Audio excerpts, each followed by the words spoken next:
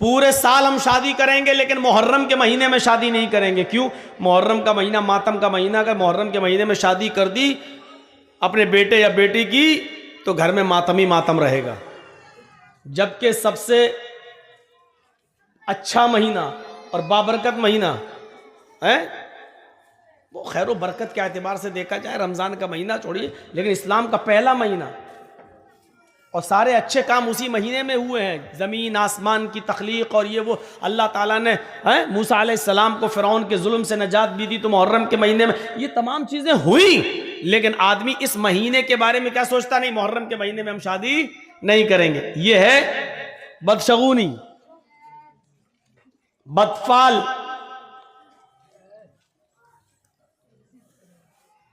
गाड़ी चल रही है स्पीड में, अचानक बिल्ली रास्ते से गुजर गई, रोक दी गाड़ी। क्या हुआ? नहीं, बिल्ली ने रास्ता काट दिया। अरे इतने बड़े बड़े जुआरी, शराबी, कबाबी रास्ता काट रहे हैं, योगी मोदी सब रास्ते से गुजर रहे हैं तो रास्ता मनहूस नहीं हो रहा। बिल्ली बेचारी अल्लाह की मखलूक, बेकसूर जानवर, ये गुजर गया तो रास्ता रोक। नहीं, अरे गाड़ी रोकना थी तो इन मनहूस नेताओं के गुजरने पर रोकना चाहिए थी। कि अब तो पता नहीं सुबह सुबह किस नेता का चेहरा देख लिया, पता नहीं गाड़ी आगे बढ़ेगी कि नहीं बढ़ेगी। रोकना वहां चाहिए, रोक रहे इस बिल्ली पर। यह अकीदा रखना कि बिल्ली के गुजर जाने की वजह से एक्सीडेंट होने का खतरा है। गाड़ी रोक दी, 2 मिनट रुके, उसके बाद गाड़ी चला रहे हैं। यह है बदशगुनी।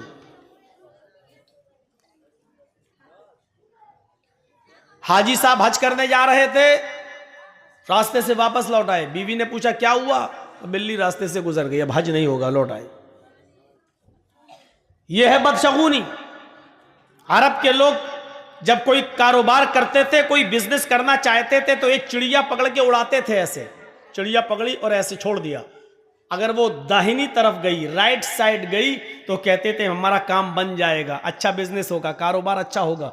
और अगर वो बाएं तरफ भागी तो वो काम नहीं करते थे। नहीं नहीं नहीं नहीं नहीं, ये चिड़िया उल्टी तरफ बाएं तरफ गई है, अब तो हमारा कारोबार फेल हो, नहीं नहीं नहीं, हम नहीं करेंगे बिजनेस, इस चिड़िया ने बता दिया कि हमें नुकसान हो। ये है बदशगुनी, ये है बदशगुनी। अपने छोटे से बच्चे को खेल रहा है, काला धागा लेकर उसकी कमर पे बांध दिया। ये काला धागा उसको बचाएगा नजरे बद से। ये है बदशगुनी। ये माएं जो अपने छोटे छोटे बच्चों को जो नहला धुलाने के बाद एक काले रंग का काजल का टीका लेती हैं और अपने बच्चे के सर पे या गाल पे कहीं लगा देती हैं, काले रंग का ये इससे क्या होगा? नजर नहीं लगेगी। ये है बदशगुनी।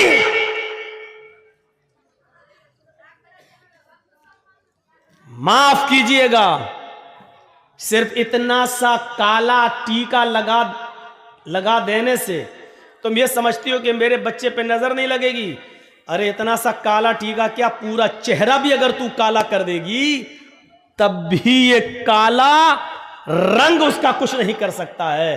अपने बच्चे को नजरे बद से बचाना है तो सिर्फ ये दुआ पढ़ो, अल्हम्दुलिल्लाहि रब्बिल आलमीन से वलज़्ज़ालीन आमीन, और उसके बाद में कुल औज़ु बिरब्बिल फलक और कुल औज़ु बिरब्बिन नास, ये पढ़कर अपने बच्चों पर दम करो 3 मरतबा सुबह और 3 मरतबा शाम।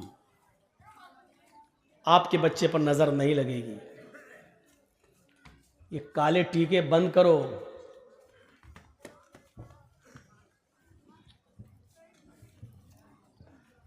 ऐसे लगाओ, टीका लगा दिया।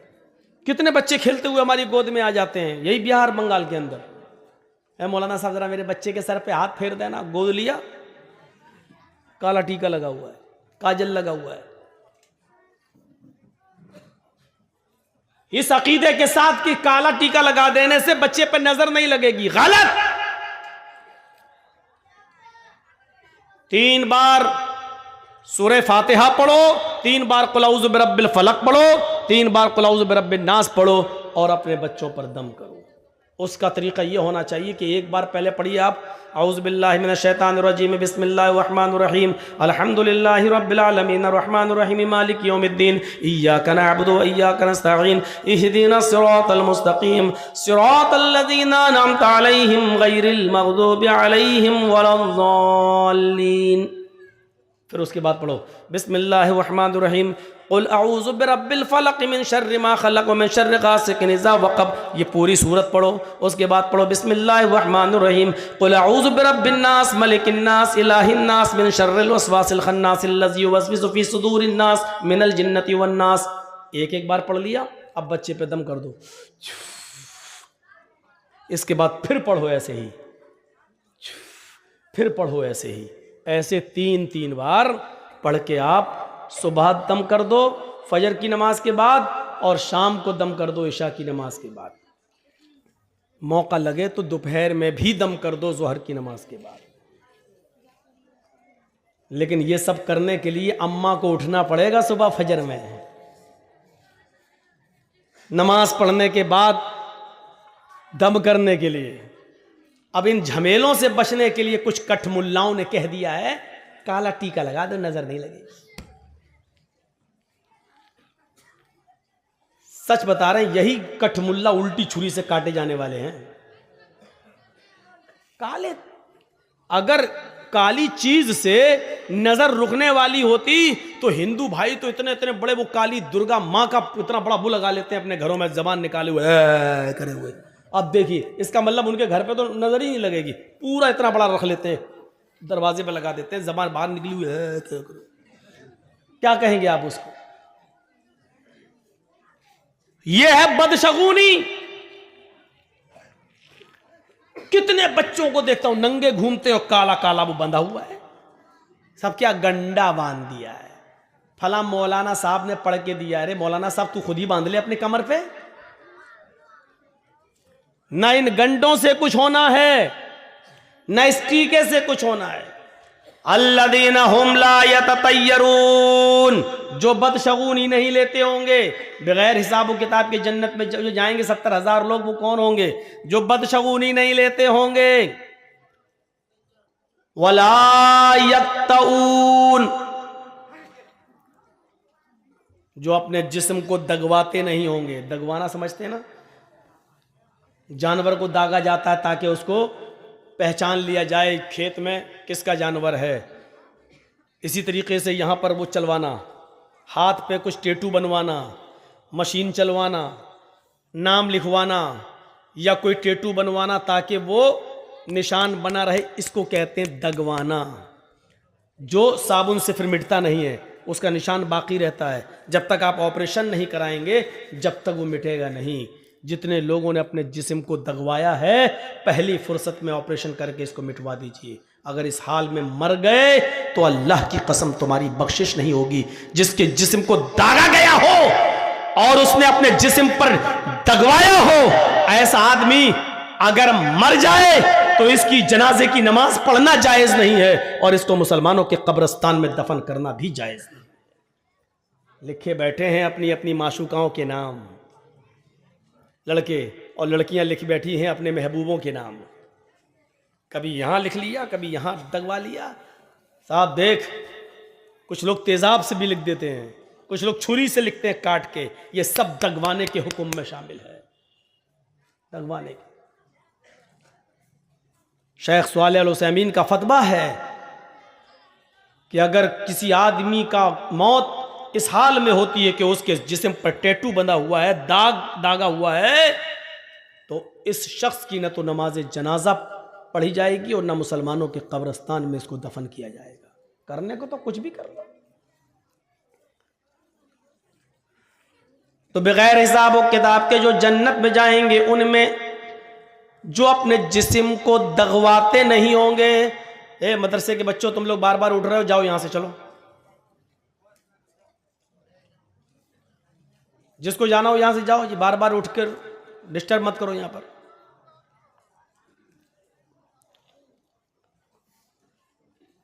अल्लज़ीना हुम ला यततय्यरून वला यक्तऊन, और जो अपने जिस्म को दगवाते नहीं होंगे। और तीसरी चीज सुन लीजिए, जो बगैर हिसाब व किताब के जो लोग जन्नत में जाएंगे उनमें तीसरी चीज क्या है? सही बुखारी की हदीस, अल्लाह के नबी फरमाते वला यस्तरकून, जो झाड़ फूक नहीं करते हो।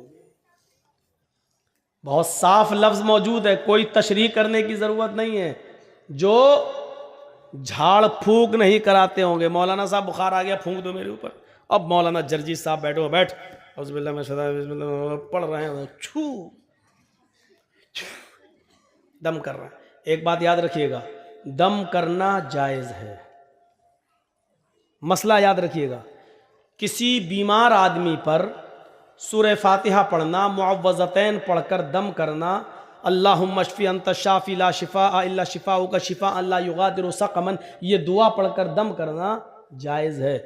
आप इसको नाजायज़ नहीं कह सकते। कुरान की आयतें पढ़कर, सही हदीसें पढ़कर, जो आयात शिफ़ा और आयात दुआ है उसको पढ़कर दम करना जायज़ है। लेकिन अगर कोई बीमार आदमी ये भी ना कराए और अल्लाह पर भरोसा करके छोड़ दे कि नहीं उसी ने बीमार किया है वही हमें ठीक करेगा, अगर उसकी मर्जी होगी तो हम क्यों जाएं किसी मुल्ला मौलवी के पास झाड़ फूक कराने। अगर वो अल्लाह पर तवक्कुल करके छोड़ देता है तो ये और ज्यादा बेहतर है। इसी को अल्लाह के नबी ने फरमाया वला यस्तरकून, जो झाड़ फूक नहीं करवाते होंगे। झाड़ फूक की आड़ में असल में बहुत बुरे बुरे काम हो रहे हैं।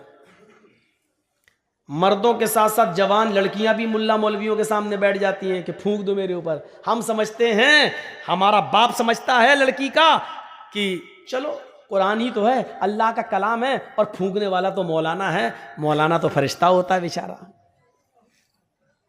वो इंसान कहां होता है, वो तो फरिश्ता होता है। जिस तरीके से पर्दा 10 साल की उम्र की लड़की को, 10 साल से बड़ी लड़की को जिस वक्त 10 साल की हो जाए उसके बाद लड़की को अपना चेहरा भी छिपाना पड़ेगा, अपने हाथ की हथेलियां भी छुपाना पड़ेंगी, उसको पर्दा करना पड़ेगा। और जिन लोगों से पर्दा करना है उनमें मुल्ला मौलवी भी शामिल हैं।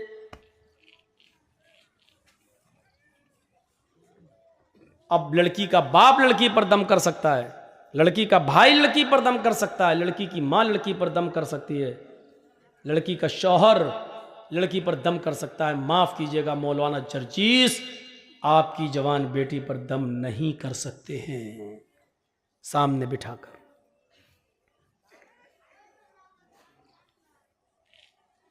वला यस्तरकून, झाड़ फूक नहीं कराते होंगे। झाड़ फूक अगर कोई शख्स करता है कुरान हदीस के दायरे में तो जायज है, लेकिन अगर अल्लाह पर भरोसा करके ये भी ना करवाया जाए तो अफजल है, बेहतर है। वला यस्तर।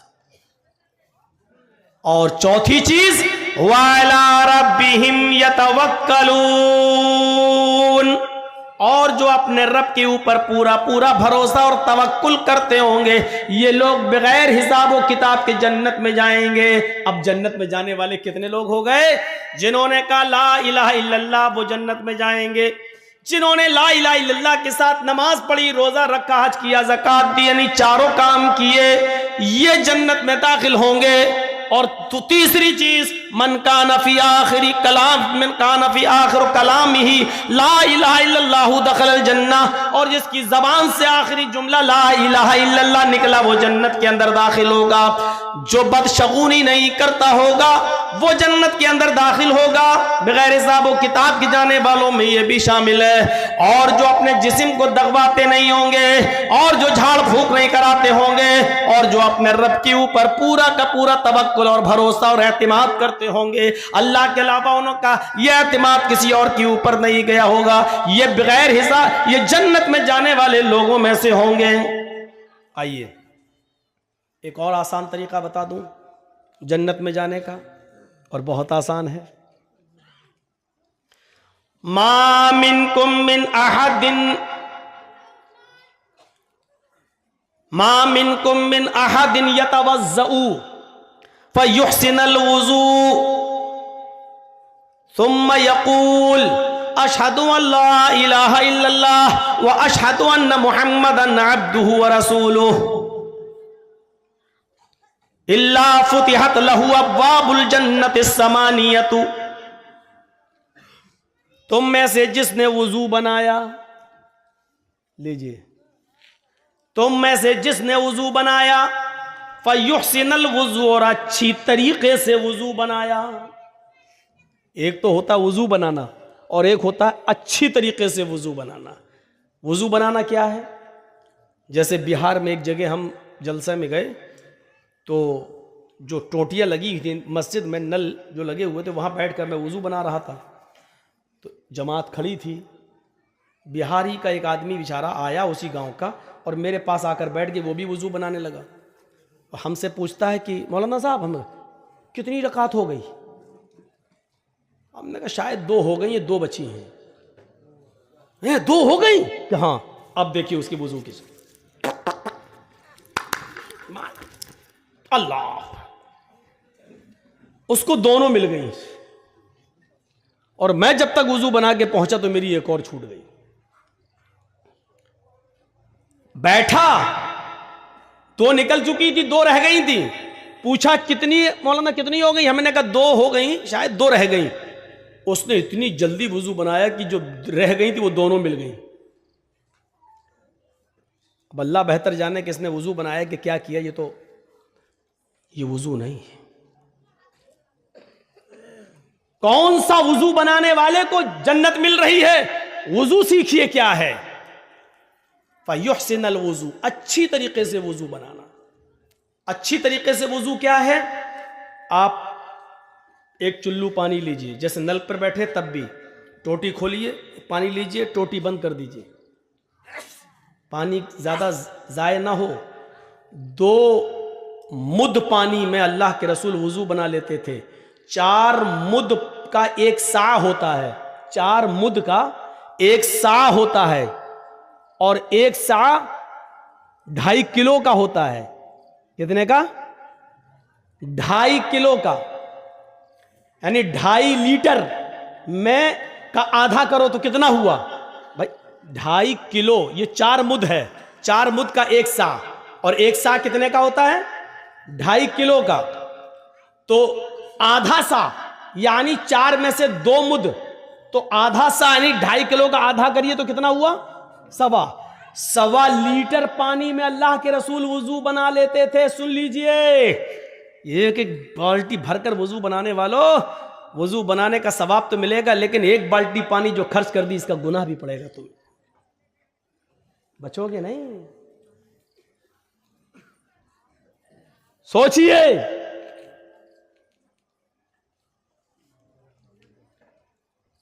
दो सा 2.5 दूनी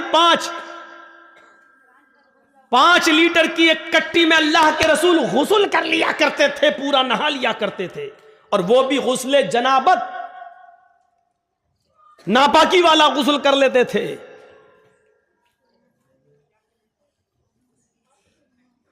मौलाना साहब इतने में तो हमारे पैर भी नहीं धुलेंगे।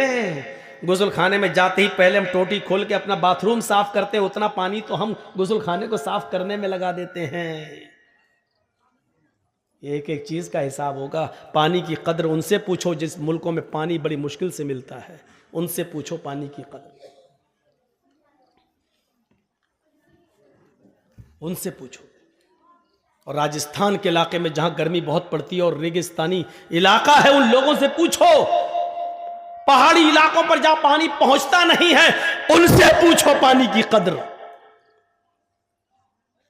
तो ये खोला, या लोटा है, पलटा, ये पानी लिया, अब इसको ऐसे मलिए। ये अच्छी तरीके से वुजू बनाना। ये हुआ? अभी नहीं हुआ।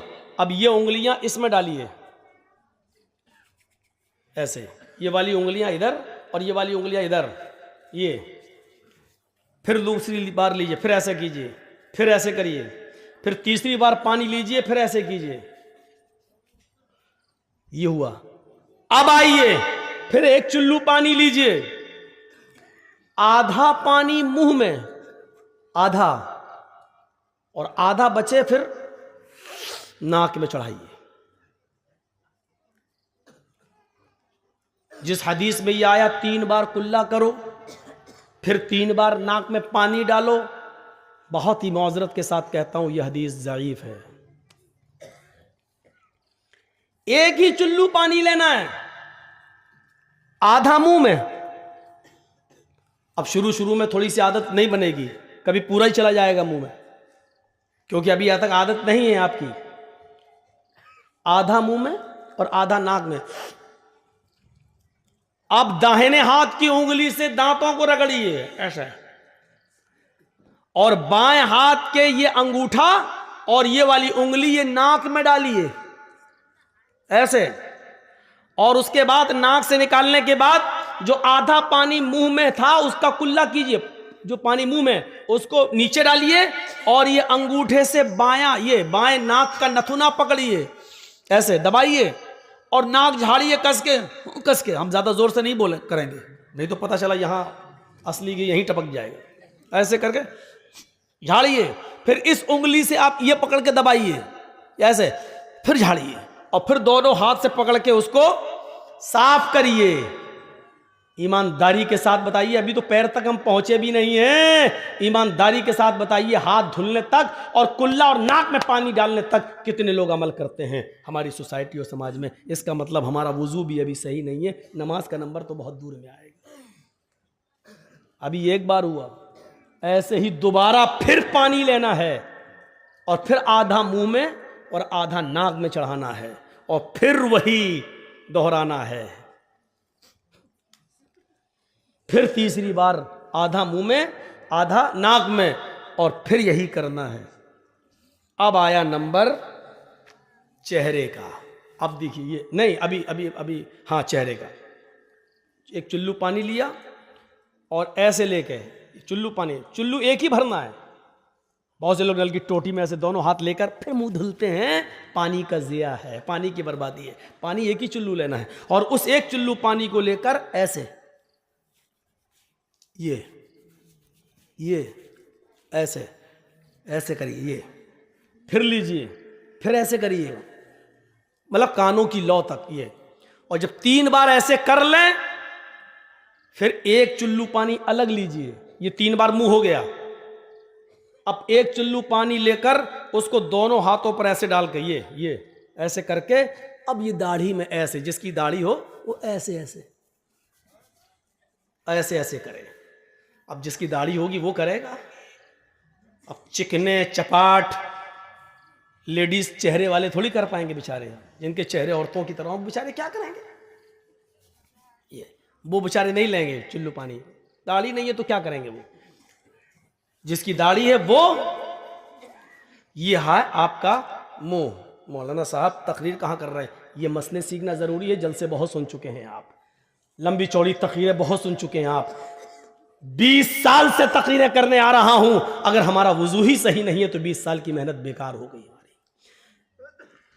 जलसे नमाज और आदि बनाने के लिए होते हैं इबादत का। अगर उन जलसों से हमारी इबादतें वैसी की वैसी हो रही हैं तो फिर जलसों का कोई फर्क नहीं पड़ रहा हमारी जिंदगी पर, जब हमारा वुजू सही नहीं, हमारी नमाजें सही नहीं। और कल इंशाअल्लाह बताऊंगा आपको नमाज के टॉपिक पर। आज ये बता रहा हूं जन्नती कौन, और कल नमाज के टॉपिक पर अजान क्यों दी जाती है, कल ये बताऊंगा। जोहर में 4 रकात क्यों है, कल ये बताऊंगा। फजर में 2 रकात क्यों पढ़ी जाती है, ये बताऊंगा। मगरिब में 3 रकात क्यों पढ़ी जाती है, ये बताऊंगा। मगरिब और इशा की और फजर की नमाज में जोर से क्यों पढ़ा जाता है, इमाम जोर से तिलावत क्यों करता है, जोहर में और असर में आदमी आहिस्ता क्यों पढ़ता है, कल ये बताऊंगा। कल की तकरीर थोड़ी दूसरे हिसाब की होगी नमाजी पर, लेकिन यह बताया जाएगा कि जोर से क़िरात क्यों की जाती है और आहिस्ता क्यों की जाती है। जोहर में 4 क्यों है और असर में 4 क्यों है और इशा में 4 क्यों है, और फजर जो सबसे अहम नमाज है जिसमें उठना मुश्किल है उसमें 2 ही क्यों है।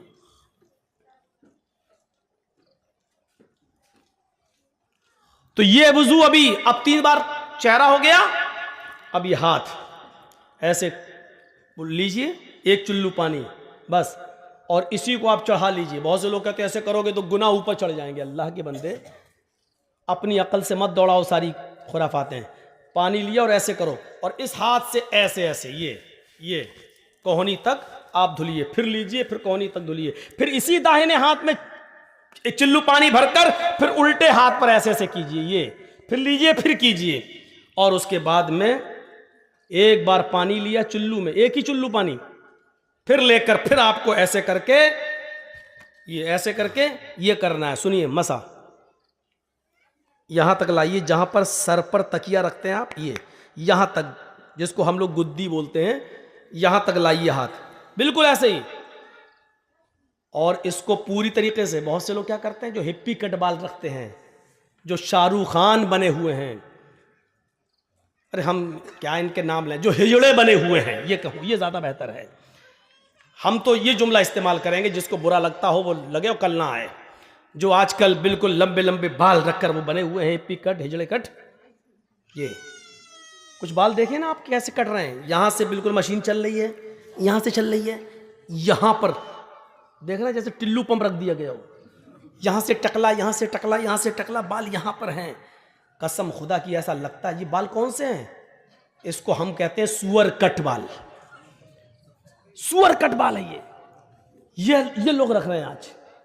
ये तो क्या है सर का मसा, ये और फिर यहां से वापस लाइए, ये अब आपका सर का मसा हो गया। और जोर से करना है, बाल बिगड़ जाने दो। अरे हमारे भी तो बिगड़ गए हैं, हम भी तो कंगी अंगी करके आए। आपको समझाने के लिए देखिए, ये लिया यहां से लेके ऐसे, ये लीजिए, ये हो गया, फिर यहां से वापस लाइए, ये। अब उसके बाद दोबारा पानी लेने की जरूरत नहीं है, इसी दोनों उंगलियों को कान में डालिए और कान में आप फेरते चले जाइए, आपकी उंगली अपने आप घूमती रहेगी। क्यों? उसमें वो गड्ढे बने हुए हैं, ये अपने आप जब आप ऐसे करेंगे, ऐसे चलाएंगे तो सब उसकी जो नालियां बनी हुई हैं उसमें जाता रहेगा। ये करने के बाद ऐसे देखिए, ये कर लिया, और ये दो अंगूठे, ये देखिए, ये गौर से, इस वक्त खरगोश मत समझना हमको, ये दो अंगूठे जो अभी यहां करने के बाद ये एक बार, ये है आपका सर का मसा। ईमानदारी के साथ बताइएगा ऐसा वुजू कौन बना रहा है आजकल?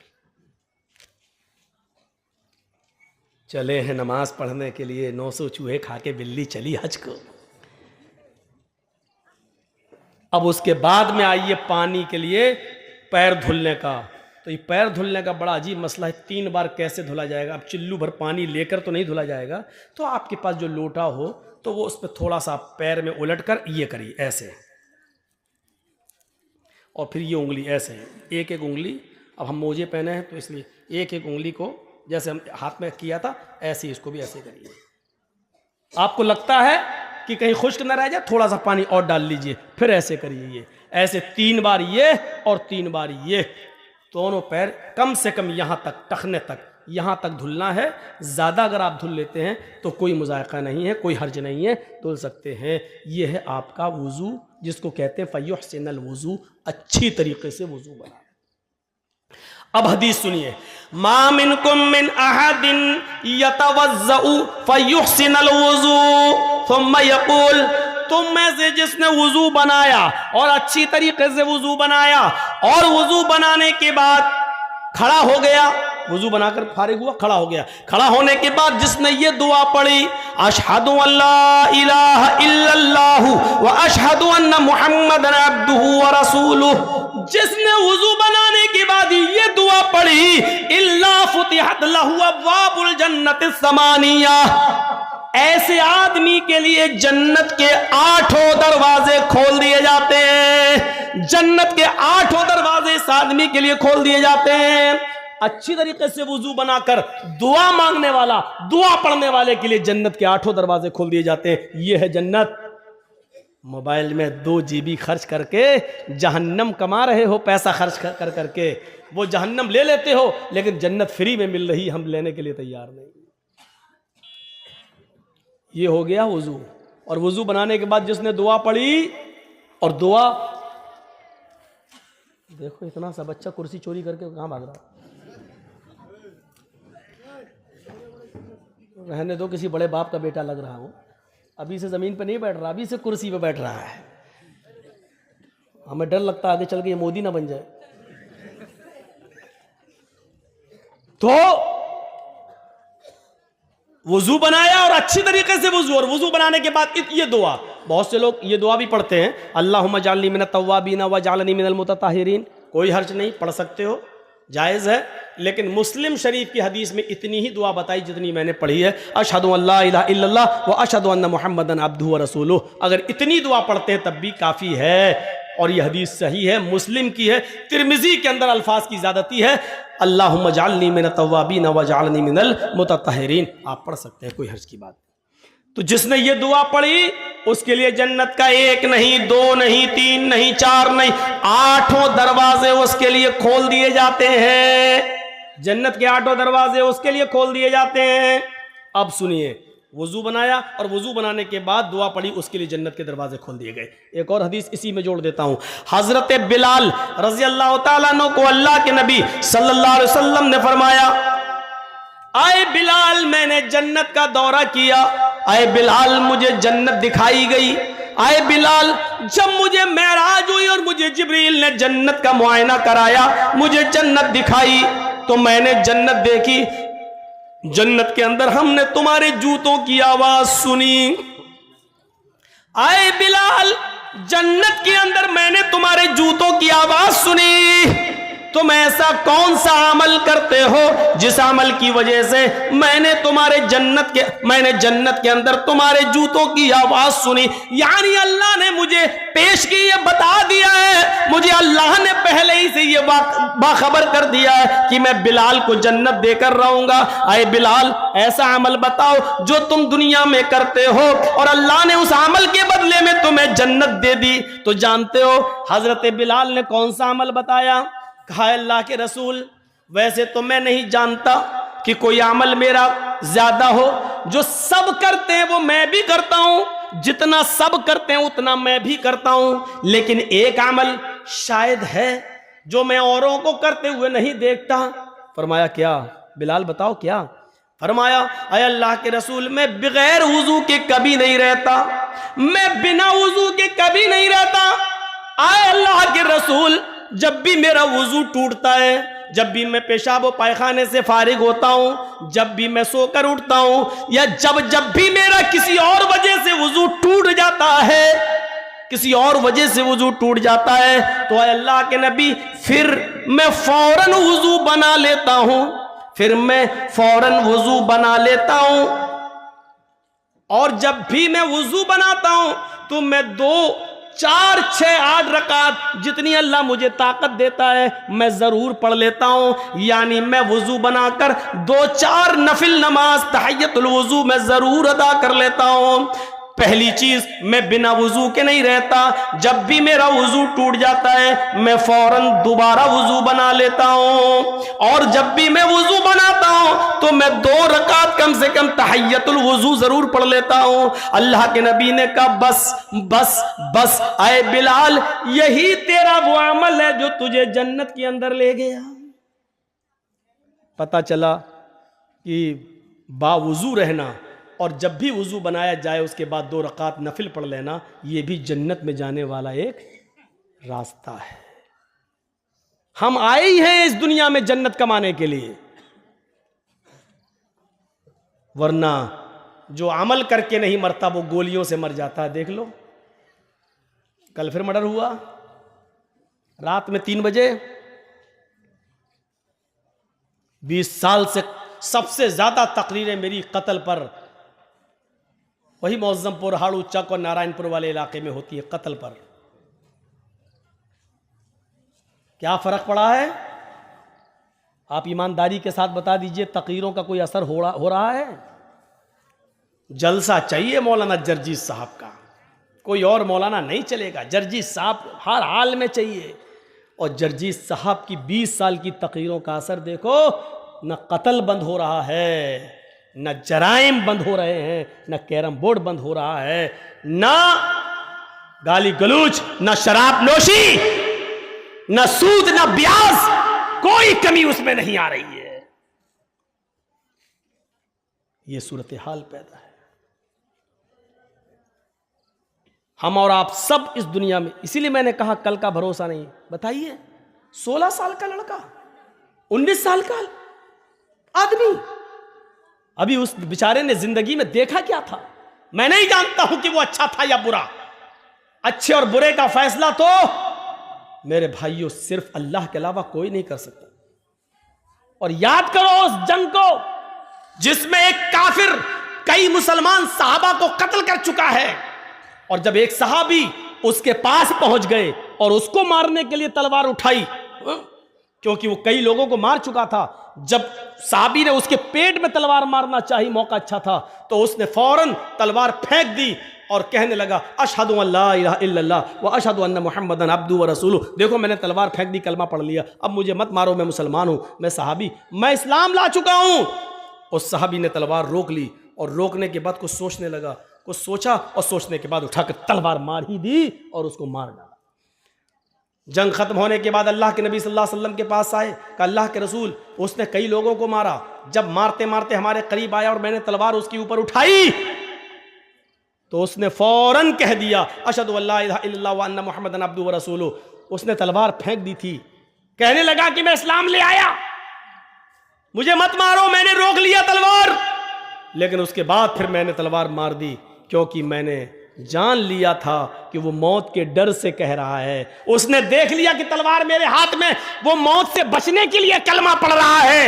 अल्लाह के नबी सल्लल्लाहु अलैहि वसल्लम ने फरमाया लिमा कतलता लिमा कतलहु, तुमने उसको, लिमा कतलतहु, तुमने उसको कत्ल क्यों किया? जब उसने कलमा पढ़ लिया था तो तुमने उसको कत्ल क्यों किया? इस सहाबी ने जवाब दिया आय अल्लाह के नबी, वो मौत के डर से कलमा पढ़ रहा था। उसने जब देख लिया कि मेरे हाथ में तलवार है और यह आदमी मुझे बिल्कुल मारने के डर पे है, तब उसने मौत से बचने के लिए कलमा पढ़ लिया, इसलिए मैंने उसको मार दिया। फरमाया अशक़क़्त क़ल्बहू, उसने मौत के डर से कलमा पढ़ा या अल्लाह के डर से कलमा पढ़ा, ये तुझे कैसे पता चला? क्या तूने उसके दिल को चीर कर देख लिया था? क्या तू उसके दिल में घुसा हुआ था? तुझे कैसे पता चला कि उसने मौत के डर से पढ़ा है या अल्लाह के डर से? कल कयामत के दिन तू इस कलमे को क्या जवाब देगा? कल कयामत के दिन ये कलमा जब आएगा ला इलाहा इल्लल्लाह मुहम्मदुर रसूलुल्लाह, जब इसकी जबान से ये कलमा निकलते हुए आएगा तो तू इस कलमे को कल क्या जवाब देगा? कयामत के दिन तू इस कलमे को क्या जवाब देगा? इस कलमे की गर्दन का हाथ तेरे गरिबान पर होगा, तू इस कलमे को कल कयामत के दिन क्या जवाब देगा? मेरे भाइयों, इस हदीस से पता चलता है कि किसी भी कलमा गो मुसलमान को मारना, किसी मुसलमान को कत्ल करना कितना बड़ा जुर्म है। उस कयामत के दिन जिस आदमी को कत्ल किया गया है, मकतूल जिसको कत्ल किया गया है, कयामत के दिन अपने कातिल को ढूंढेगा, इधर उधर पूरे मैदाने महशर में ढूंढता फिरेगा।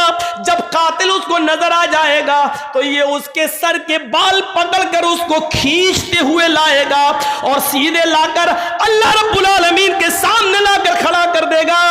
अल्लाह पूछेगा मेरे बंदे ये क्या है?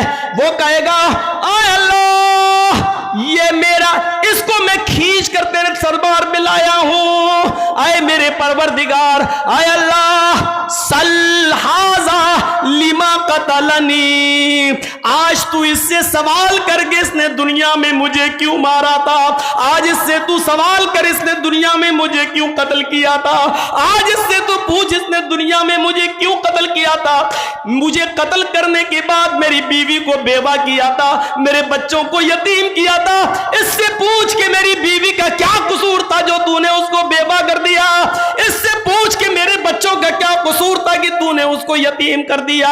इससे पूछ कि मेरी बाप का, मेरी मां का क्या कसूर था कि तूने उससे उसकी औलाद छीन ली? वो रोते रहे। पूछ इससे, आय अल्लाह, ये मेरे सवाल का जवाब नहीं देगा, आज तेरे सवाल का जवाब देगा। सल हाजा लिमा कतलनी, इससे पूछ कि इसने दुनिया में मुझे क्यों मारा था, इसने दुनिया में मुझे क्यों कत्ल किया था। इस हदीस के होते हुए कितना बड़ा दिल और कितना बड़ा कलेजा है कातिलों का, ये सोचकर कि एक दिन उनको भी मरना है, ये सोचकर उनके दिल क्यों नहीं कांप जाते? कैसे नहीं मरेगा? तो आदमी ऐसे मरेगा, मरना है। हाँ, यही वो अमल है जिसने तुम्हें जन्नत के करीब कर दिया है, बावुजू रहना। और जब भी वुजू टूटता, और याद रखिएगा वुजू उन्हीं चीज़ों से टूटता है जिन चीज़ों को अल्लाह के रसूल ने बयान कर दिया है। माँ अखरजा मिनस सबीलैन, पेशाब और पायखाने के रास्ते से किसी भी चीज़ के निकलने से वुजू टूट जाता है। पेशाब करने से भी वुजू टूट जाता है, लेटरिन करने से भी वुजू टूट जाता है, हवा के खारिज हो जाने से वुजू टूट जाता है। इसी तरीके से गहरी नींद सो जाने से, सोकर उठने से वुजू टूट जाता है। इसी तरीके से कै आ जाए, उल्टी आ जाए, उससे वुजू टूट जाता है। इसी तरीके से आपकी नाक के नक्सीर फूट जाए तो उससे वुजू टूट जाता है। इसके अलावा और चीज़ों से वुजू नहीं टूटता, अगरचे वो गुनाही क्यों ना हो। मसलन कोई पूछता है कि मौलाना साहब मैं वुज़ू बना के आया लेकिन नमाज खड़ी होने में थोड़ा टाइम है, अगर वुज़ू की हालत में बीड़ी पी लूँ तो वुज़ू टूट जाएगा या नहीं टूटेगा? तो सुन लो, बीड़ी पीने से वुज़ू नहीं टूटता है, सिगरेट पीने से वुज़ू नहीं टूटता है, लेकिन बीड़ी और सिगरेट के पीने का गुनाह आपको पड़ेगा।